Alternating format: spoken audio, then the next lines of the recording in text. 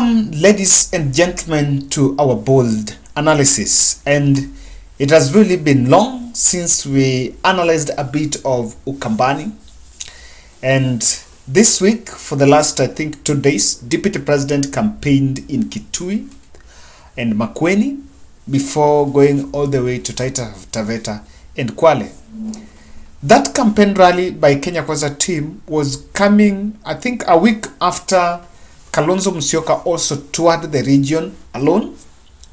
And after that protracted conversation, rather that protracted discussion between Raila Odinga and Kalonzo Musyoka, for Kalonzo finally to cede ground and support Raila Amolo Odinga.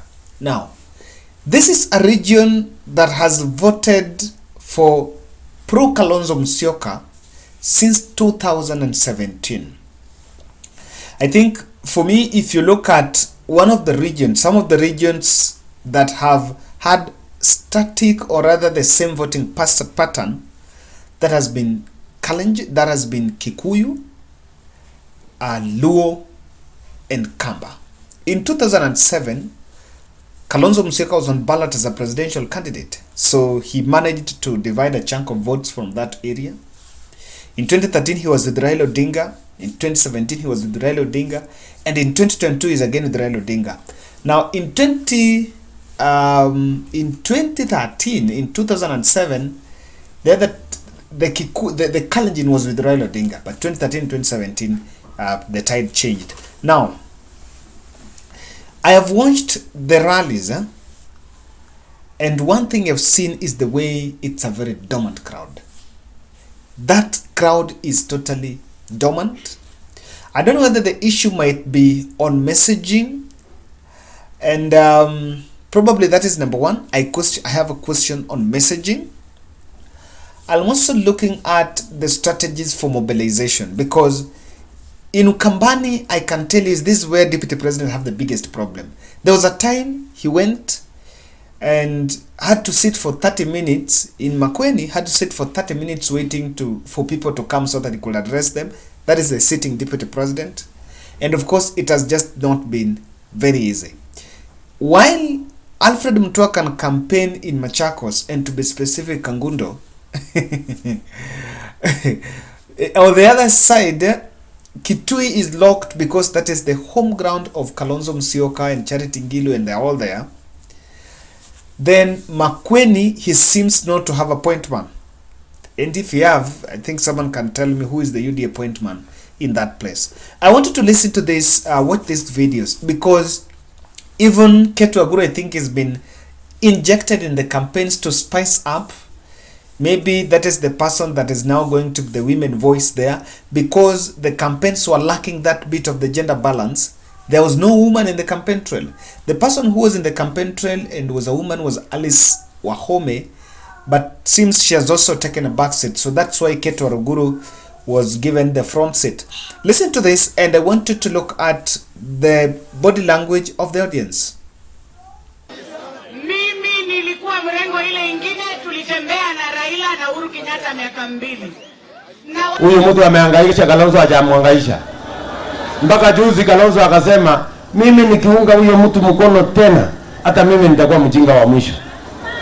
Sijui huyo mtu wako na nini. Kidogo tena mimi naona ule Kalonzo amekubali tena. Sijui huyo mtu yuko na kamote, sijui yako na nini. Ndio huyo. Sasa sikizeni. Tuelewane, si ndio? Kidogo ndio huyo. Hata saa ile Kalonzo amekubali kumsaidia. Akamwambia hapana, huwezi kuja tu hivi. Lazima ufanyiwe interview. Si alimpeleka Kalonzo kwa interview? Ati ndio kwa running mate yake. Sasa mimi nauliza wewe, mtu ya kola. Mtu amekuunga mkono mara 2. Umesahau jina yake? Mpaka unampeleka interview. Jina yako nani? Kalonzo Musyoka. Uko na bibi? Umesoma mpaka darasa ngapi? Ni madharau si madharau jameni. Ni madharau si madharau. Ni madharau si madharau. Si huyu kitendawili tumukomeshe? Awachane na hii madharau? Ama mnasemaje? Huyu Jonathan Mweke alikuwa deputy governor kule Nairobi. Si alifanya kazi mzuri Nairobi? Si hapa ya Kitui anaweza ama hawezi? Na ule mama aliendaje? Alienda wapi? Ati alienda Bondo? Aliendaje Bondo? Mlimkataza kura? Ati alifanya kwani mama mzee hivyo anaweza kuolewa? Naolewa na nani? Now, that points out, you can see the way he's trying to take point home, but it's a bit slippery. And someone from Ukambani, maybe these regions, can tell us what exactly is going on. While many people can translate it as just a total of a sense of hopelessness by the voters, or the voters are just tired of politicians, but I think to the extent the way it is, it points out to some deep issues around Ukambani. Some of the few things that complicate Ukambani is Muthama is seeking a chunk of voters from Kalonzo Musyoka supporters, or votes from Kalonzo Musyoka supporters. And Muthama is the chairman of UDA. I still don't understand why Deputy President went for Alfred Mutua and gave Muthama a backseat, despite the fact that Alfred Mutua is an outgoing governor, and the influence that he would have to voters cannot be high compared to a candidate who is campaigning on ground to win votes. But of course, it can also be argued that Muthama was going to concentrate in Machakos and Mutua would traverse the whole region. But something that Mutua did not know is that William Ruto is a very shrewd politician and will not allow him to be the Ukambani kingpin, at least state it to be Kalonzo Musyoka. Now, Alfred Mutua is trying to cut a niche for himself, and cutting the niche at the same time also trying to campaign for William Samoei Ruto. The Muthama fallout, and I think Ukambani do not have a caucus. They do not have a joint caucus. If you look at Western, there's some synergy between Rashid Echesa, Khalwale, and Washiali. Central is a little bit sort of some synergy. Nairobi team is also intact, but when you look at Ukambani, the Muthama is on his side, Mutua is on the other side. I think there are 3-point people, 3-point men in Ukambani. That is Muthama, Mutua, and the Kitui governor candidate Jonathan Mweke. But they seems not to be working in some synergy. So that's a big issue that is coming out there. Now, ladies and gentlemen, I want to humbly request you to subscribe to our channel, click the notification bell, and like our video as we break through some of the things that I witnessed in those rallies.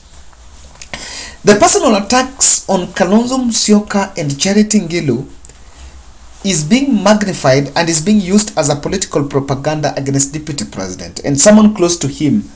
I think people who advise him should have just told him that going personal against Kalonzo. You know, there's this statement of Kalonzo ametesa mpaka hana nywele. He said it last time, it really didn't sit well with some people. Then recently, while in Kitui, she also, I want to say, demonized Charity Ngilu because Charity Ngilu is so old that cannot be married. Okay, it looks, there is a lot of, he wants to do campaigns with ease, anataka zimek easy. But when he's collected, he does not do right messaging. So those personal attacks have been commodified by Azimio la Umoja or Raila Odinga's propaganda team to show the bad side of Deputy President. And this is some of the information that is sinking at the community level. Now, there is a very delicate balance, because when you've actually realized that when William Ruto went to Kondele, he indirectly attacked Raila Odinga, and he could just counter Raila Odinga. When they were also in Migori, he just had a head-on with Raila Odinga. But in Ukambani, Kalonzo Musyoka is very delicate, and I think one thing that has complicated William Ruto's there is he's gone confrontational, but to some extent, I think one strategy needs to change. In not any other place, you need to attack. Sometimes you also need to be laid back kidogo. The way Azimio team, they try to attack, but only few people. You see Junet and Joho and Babu attacking, but then Karua and Raila sits back and not make attack, but wanaomba kura.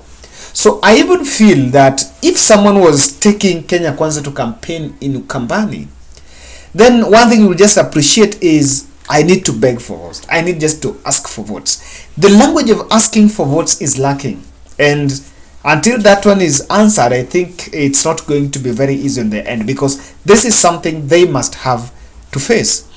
Mutua Muthama rivalry, I think, is killing the team spirit there, because while Mutua will want to go bare knuckle against Kalonzo Musyoka and wants to show the way Kalonzo Musyoka doesn't have a stake in Azimio la Umoja, Muthama wants to win votes from Kalonzo Musyoka, and coincidentally they are from the same county, that is Machakos, where Muthama and Mutua comes from. So while Machakos, and I think it's a bit overrated, because some of the contests, even if you look at the Machakos contest, it's between Wavinya Ndeti and Waita. I see Muthama being pushed to the periphery, even though if they divide votes, perhaps Muthama can come distant second, but I don't think they can undo the Wavinya Ndeti. If you look at Kitui contest, that is between David Musila and Malombe. All of them are in Azimio la Umoja, Jubilee and Wiper. So some of this is really shaping, and UDA is finding it very difficult, thusly because they lack strong candidates. If you look at the list that was gazetted, the two areas that UDA have few aspirants is Nyanza and Ukambani. Yes, those two areas they have, and because of that, it's lacking synergy. You can't oil the campaigns while they are not there. Remember, someone might ask me why that is a problem while there are other parties within there. It's only one party, by the way, while there is Maendeleo Chap. William Ruto and the UDA team cannot fund and use the grassroots mobilization of Maendeleo Chap to mobilize for those votes, because they will not want that Maendeleo Chap to exist after this general election. So that cannot be an issue for Deputy President, and he wouldn't mind making sure that is done. Ladies and gentlemen, that is my analysis on Ukambani, and if you're a subscriber here, I think you're coming from there. Tell us what exactly the ground is. Ground inasema aje? Asanteni sana.